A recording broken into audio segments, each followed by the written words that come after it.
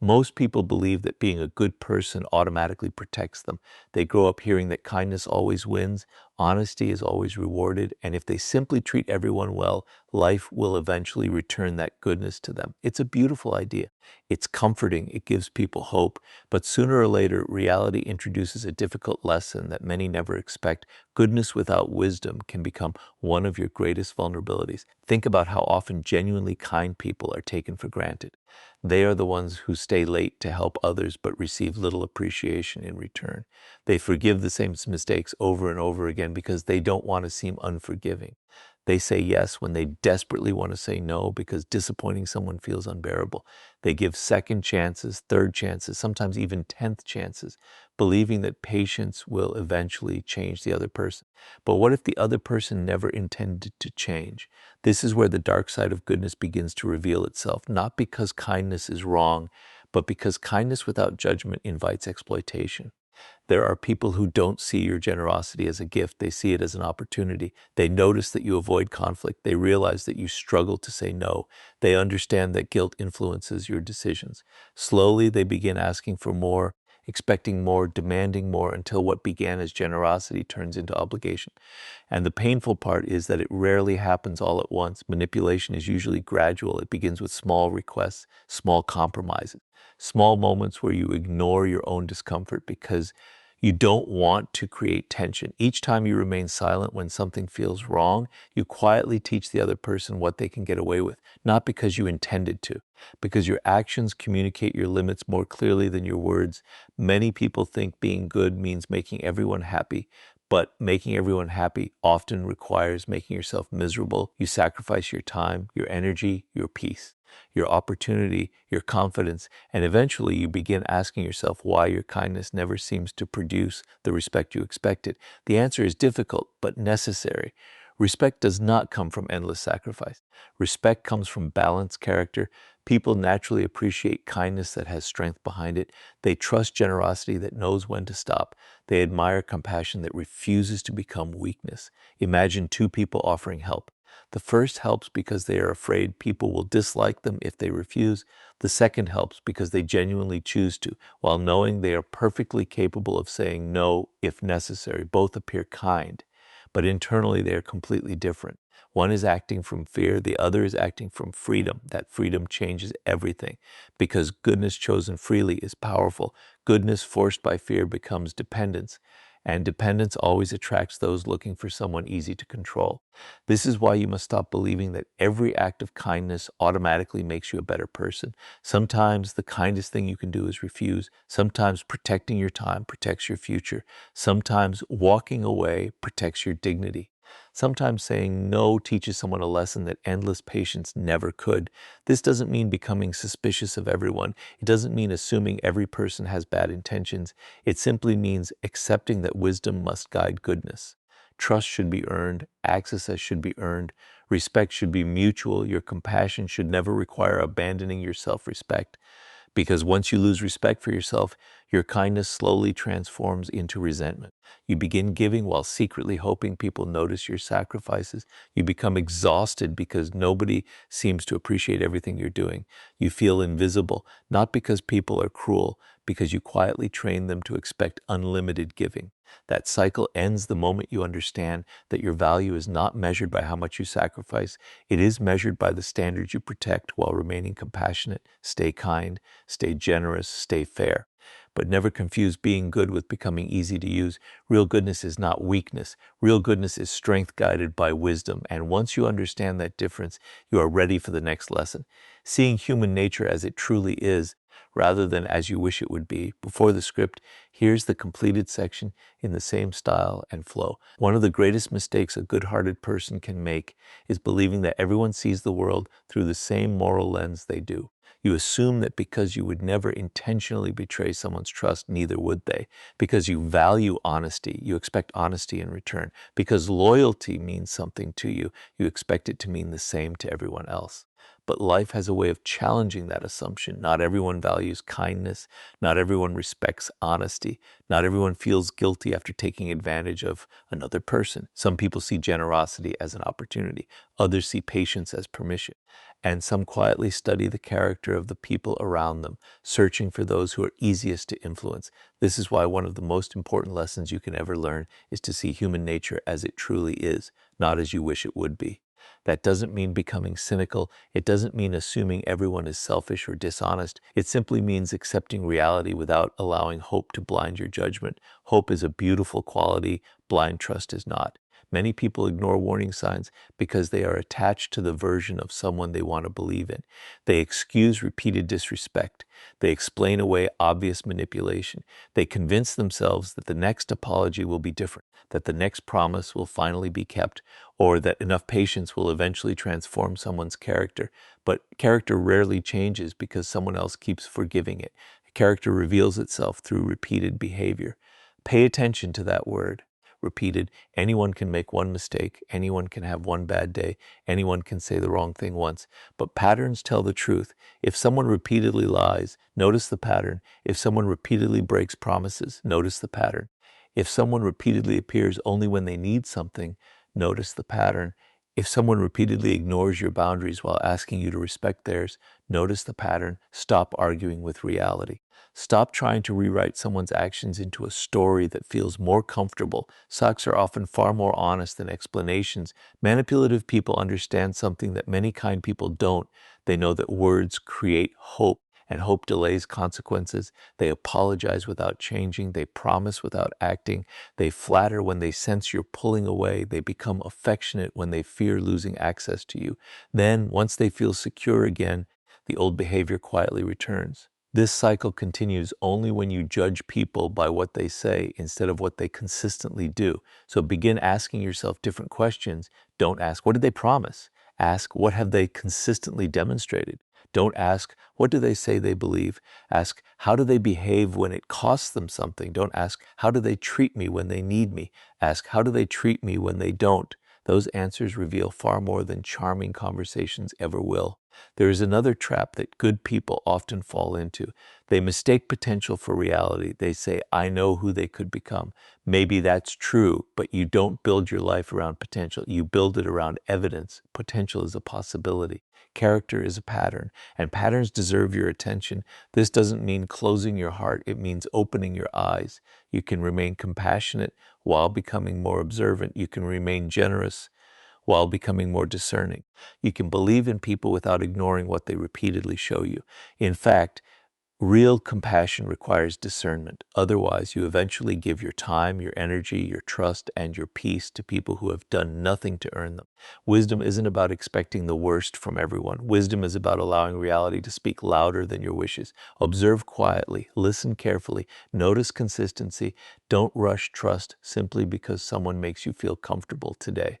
Time exposes what charm often hides, because eventually masks become exhausting to wear, and sooner or later, behavior reveals what words were trying to conceal. The people who protect themselves most effectively are not those who distrust everyone. They are those who patiently allow actions to reveal character before giving away trust. And once you begin seeing people clearly instead of emotionally, the next lesson becomes unavoidable. Kindness without boundaries doesn't create healthy relationships. It creates opportunities for control. One of the hardest truths to accept is that kindness without boundaries doesn't create healthy relationships. More often than not, it creates opportunities for control. At first, that idea feels uncomfortable because you've probably been taught that a truly good person should always be patient, always understanding, always forgiving, and always willing to give one more chance. And while compassion is one of the greatest human qualities, compassion without limits slowly begins to destroy the person who practices it. Think about how manipulation usually begins. It rarely starts with obvious cruelty. It starts with small requests, small favors, small compromises. Someone asks for a little more of your time. You agree. They ask you to overlook one disrespectful comment. You ignore it. They cancel your plans without apology. You tell yourself they're just busy. They borrow something and never return it. You don't mention it because you don't want conflict. They cross another boundary, then another, then another. Eventually, what once seemed unacceptable becomes normal. not because they changed your standards overnight, because they crossed them one step at a time. And every time you remain silent, they learned something. They learned how much they could take without consequences. This is why boundaries are so important. A boundary isn't punishment. A boundary isn't anger. A boundary isn't revenge. A boundary is simply a decision about what you will and will not accept. It protects your peace. It protects your time. It protects your dignity. Most importantly, it protects your ability to remain genuinely kind without becoming emotionally exhausted. Many people avoid boundaries because they fear being seen as selfish. But ask yourself this: is it selfish to protect your mental health? Is it selfish to refuse repeated disrespect? Is it selfish to stop giving unlimited access to someone who repeatedly misuses it? Or is it simply responsibility? There is a major difference between kindness and self-sacrifice. Kindness says, I choose to help. Self-sacrifice says, I must help even when it destroys me. One comes from freedom, the other comes from fear, fear of rejection, fear of conflict, fear of disappointing people, fear of being misunderstood. The tragedy is that many genuinely good people spend years trying to avoid making others uncomfortable while quietly becoming miserable themselves. They smile when they're hurt. They agree when they disagree. They apologize for things that weren't their fault. They over-explain every decision because they hope everyone will approve, and eventually they lose sight of where other people end and where they begin. But healthy people don't respect endless self-sacrifice. Healthy people respect honesty. They respect consistency. They respect someone who can say, I care about you, but I cannot accept this behavior. That sentence doesn't destroy relationships, it reveals them. Because when you establish a healthy boundary, two things happen. People who genuinely respect you adjust. People who benefited from your lack of boundaries become uncomfortable. That discomfort is information. It tells you whether someone valued you as a person or simply valued unlimited access to your time, your attention, and your emotional energy. This is why you shouldn't feel guilty every time someone reacts negatively to a boundary. Their reaction belongs to them. Your responsibility is your behavior, not their emotions. And remember something else. A boundary is meaningless if it exists only in words. You can say, please don't speak to me that way. But if they continue and nothing changes, your words slowly lose credibility. Real boundaries are enforced through actions. If someone repeatedly disrespects you, reduce access. If someone constantly creates chaos, create distance. If someone repeatedly violates your trust, stop giving them opportunities to do it again. Notice something important. None of those responses require anger. None require revenge. None require public confrontation. They simply require consistency. And consistency is where real strength lives. People begin taking your boundaries seriously when you begin taking them seriously, not when you threaten, not when you explain endlessly. When your behavior changes because actions educate people far more effectively than arguments. The strongest people don't spend their lives convincing everyone to respect them. They quietly organize their lives around standards that protect their peace. And that changes everything. You stop feeling guilty for saying no. You stop chasing people who repeatedly ignore your value. You stop trying to earn basic respect through endless generosity. You realize that goodness becomes most powerful when it is protected by discipline, because kindness without boundaries invites control, but kindness with strength earns respect. And once you learn to protect your goodness instead of constantly proving it, you become ready for the next lesson, understanding that real strength isn't about becoming ruthless. It is about developing the quiet discipline that allows goodness to survive in a world that often tests it. Many people believe that strength and kindness cannot exist together. They imagine only two choices. Either you remain kind and allow people to walk over you, or you become cold, aggressive, and emotionally unavailable to protect yourself. But that is a false choice. Real strength is not the absence of kindness. It is the force that protects kindness. Without strength, even the kindest heart eventually becomes exhausted. Without discipline, compassion slowly turns into resentment.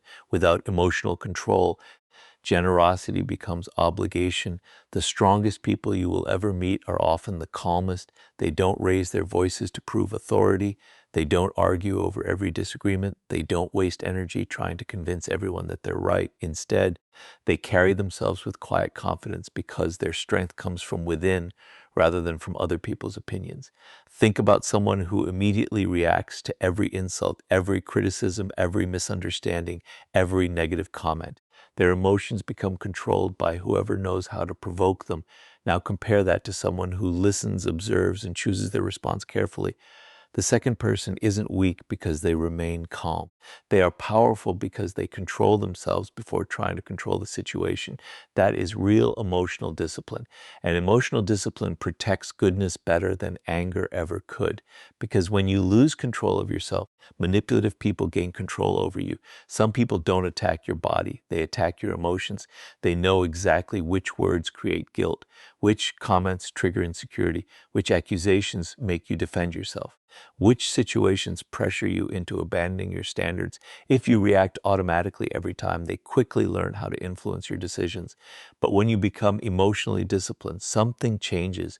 You stop reacting immediately. You pause. You observe. You think. You ask yourself whether this situation actually deserves your energy. Not every insult deserves a response. Not every disagreement deserves a debate. Not every misunderstanding deserves an explanation. Sometimes the strongest response is refusing to let another person's emotional chaos become your emotional responsibility. That doesn't mean becoming emotionally numb. It means becoming emotionally stable. Stability is rare. Anyone can remain calm when life is easy. Strength appears when life becomes uncomfortable. Can you remain respectful while saying no? Can you stay composed when someone misunderstands you? Can you walk away without needing the last word? Can you protect your boundaries without becoming cruel? Those are signs of genuine strength. And discipline plays an equally important role because discipline creates consistency. It allows you to act according to your values instead of your temporary emotions. There will be days when you feel guilty for protecting your boundaries. Discipline reminds you why they exist. There will be moments when manipulation tempts you to abandon your standards. Discipline keeps you grounded. There will be situations where pleasing someone feels easier than disappointing them. Discipline helps you choose long-term self-respect over short-term comfort. Most people admire confidence, but confidence without discipline eventually becomes arrogance. Kindness without discipline becomes weakness. Discipline is what keeps both qualities balanced. It teaches you when to speak, when to remain silent, when to forgive, when to walk away, when to help, when to refuse. These decisions shape your life far more than dramatic moments ever will. There's another lesson hidden here. Powerful people don't need everyone to understand them. One of the greatest sources of emotional exhaustion comes from constantly trying to explain yourself. You explain your boundaries, you explain your decisions, you explain why you said no, you explain why you're changing. You explain until you hope everyone approves, but not everyone deserves an explanation. Sometimes your behavior is explanation enough. Key consistency often communicates more than endless words. If someone respects you, they will notice your actions. If someone only wants control, no explanation will ever satisfy them. Eventually, you must choose between protecting your peace and protecting everyone else's opinion of you. You cannot always do both. And the moment you stop living to avoid criticism, your confidence becomes quieter, stronger, more stable because it is no longer built on external approval. It is built on internal alignment. You know who you are, you know what you value, you know what you accept, you know what you refuse. That certainty cannot be easily manipulated. Remember, strength isn't measured by how many people fear you. It is measured by how rarely you betray your own principles. The strongest person isn't the loudest. It is the one who remains calm under pressure, disciplined in temptation, and compassionate without surrendering self-respect. When kindness is protected by strength, it becomes impossible to exploit. And once you understand that, one final challenge remains: letting go of the need to be liked by everyone and choosing something far more valuable, earning respect by remaining true to your standards. One of the greatest prisons you can ever build for yourself is the need to be liked by everyone. It doesn't look dangerous at first. In fact, it often disguises itself as kindness. You become agreeable because you don't want conflict. You stay silent because you don't want anyone to misunderstand you. You constantly adjust your opinions, your behavior, even your personality, depending on who is standing in front of you. So slowly, without realizing it, you stop asking yourself an important question: what do I actually believe? Instead, your mind becomes occupied with a different question. What should I say so they continue to like me? That single shift changes everything, because the moment approval becomes your priority, your principles become negotiable. You begin saying yes when your instincts are screaming no. You laugh at things you don't find funny. You tolerate disrespect because confronting it might create discomfort. You apologize simply to restore harmony. Even when you have done nothing wrong, You become an actor in your own life. Every room requires a different performance. Every conversation becomes a calculation. Every relationship feels like something that must constantly be maintained through pleasing other people. But there is one problem with this strategy: it never ends. No matter how much approval you collect, there will always be someone disappointed, someone offended, someone who misunderstands you, someone who criticizes you. If your peace depends on universal approval, your peace will never arrive. Powerful people understand something different. They understand that respect is far more valuable than popularity. Popularity depends on people's emotions. Respect depends on your character. Popularity changes with trends. Respect grows through consistency. Popularity often asks you to become whoever people want. Respect asks you to become more completely yourself. That doesn't mean becoming rude. It doesn't mean intentionally upsetting people. It doesn't mean refusing to listen. It simply means refusing to abandon your values every time someone disagrees with you. Imagine two people entering the same situation. The first desperately wants everyone to like them, so they avoid difficult conversations. They constantly seek reassurance. They explain every decision. They fear disappointing anyone. The second person is respectful, fair, and compassionate, but they are also honest. If they disagree, they say so respectfully. If they need to say no, they say no calmly.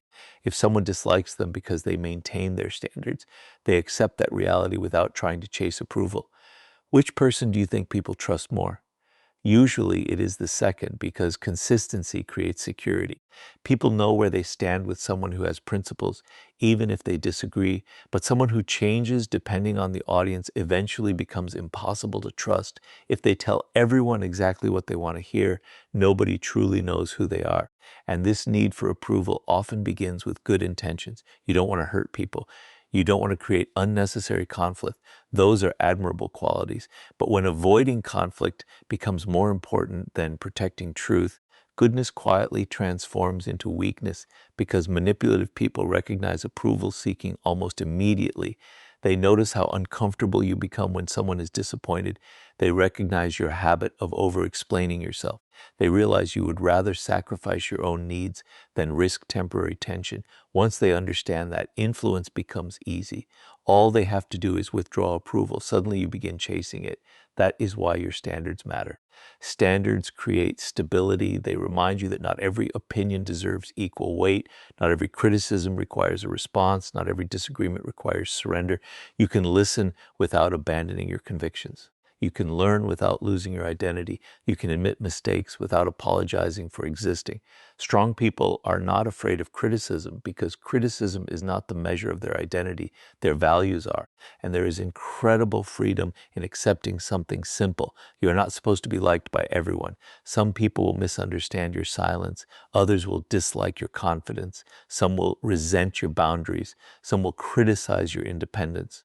That is normal. The goal was never universal approval. The goal is becoming someone you can respect when you are completely alone. Because when you respect yourself, you no longer negotiate your principles for temporary acceptance. You stop performing. You stop pretending. You stop explaining yourself endlessly. You simply live according to values that remain consistent, whether people applaud you or criticize you. Ironically, that quiet certainty often earns the very respect that constant people-pleasing never could. And once you stop chasing approval, you become ready for the final lesson, the most important one of all. Learning how wisdom allows you to remain genuinely good without ever becoming weak again. The final lesson is perhaps the most misunderstood of all. When people hear ideas like these, they sometimes assume the goal is to become cold, suspicious, or emotionally detached. They imagine that wisdom requires abandoning kindness altogether, that protecting yourself means trusting no one and expecting the worst from everyone. But that is not wisdom. That is fear wearing the mask of strength. Real wisdom allows you to remain genuinely good without ever becoming weak. There is an enormous difference. Weakness gives because it is afraid to lose people. Wisdom gives because it chooses to. Weakness forgives because it fears conflict. Wisdom forgives when forgiveness is deserved. Weakness trusts immediately because it wants connection. Wisdom allows trust to grow through consistency. One lives from emotional impulse, the other lives from deliberate choice. And deliberate choice is where real freedom begins. Throughout your life, you will meet people who encourage you to become harder after every disappointment. They'll tell you never to trust again, never to open your heart again, never to believe in people again. At first, that advice seems reasonable because pain naturally makes us want protection. But if every betrayal turns you into someone incapable of kindness, then the people who hurt you have already won. They didn't just waste your time, they changed your character. Never allow that to happen. Protect your heart without closing it. Protect your peace without isolating yourself. Protect your values without becoming arrogant. This balance is what separates wisdom from bitterness. Bitterness assumes everyone deserves punishment. Wisdom understands that everyone deserves observation. Observation is powerful because it removes emotional blindness. Instead of asking, do I like this person? Ask, what kind of person are they consistently showing themselves to be? Instead of asking, how do they make me feel today? Ask, how do they behave over time? Feelings change, character reveals itself slowly, and patience becomes one of your greatest advantages. The wisest people are rarely in a hurry to trust, not because they are suspicious, because they understand that time exposes what excitement often hides. Charm can last a few conversations, discipline lasts years, promises can be spoken in seconds, integrity is demonstrated repeatedly. Anyone can create a good first impression. Very few people maintain good character when circumstances become difficult. That is why you must become comfortable with waiting. Don't rush friendships, don't rush partnerships, don't rush loyalty. Allow life to reveal people naturally. You don't need to interrogate them. You don't need to test them with psychological games. Reality will eventually provide every answer you need because pressure reveals character, success reveals character, failure reveals character, power reveals character. Loss reveals character. Pay attention during those moments. They tell you far more than comfortable conversations ever will. And while you observe others, never stop observing yourself. The greatest danger isn't only being manipulated by other people. It is becoming someone you no longer recognize. Ask yourself difficult questions. Do I give because I genuinely want to or because I fear rejection? Do I forgive because healing is possible or because I cannot tolerate confrontation? Do I stay because the relationship is healthy or because I'm afraid of being alone? Honest answers create growth. Dishonest answers create repetition. The more honest you become with yourself, the less control manipulative people have over you. Because manipulation depends on unconscious habits. Once those habits become visible, they begin losing power. Eventually, you discover something remarkable. You no longer need to prove that you're a good person. You simply become one. Not through endless sacrifice, not through constant approval seeking, not through tolerating disrespect, but through living according to principles that remain steady regardless of who is standing in front of you. You become generous without becoming naive, compassionate without becoming exploitable, forgiving without becoming forgetful, confident without becoming arrogant, strong without becoming cruel, and perhaps that is the greatest sin of all. Real power is not found in controlling other people. It is found in mastering yourself, because the person who controls their emotions, protects their values, observes human nature clearly, and chooses kindness with wisdom can walk through almost any situation without losing either their strength or their humanity. That is the kind of goodness the world cannot easily exploit, and that is the kind of strength no one can easily take away.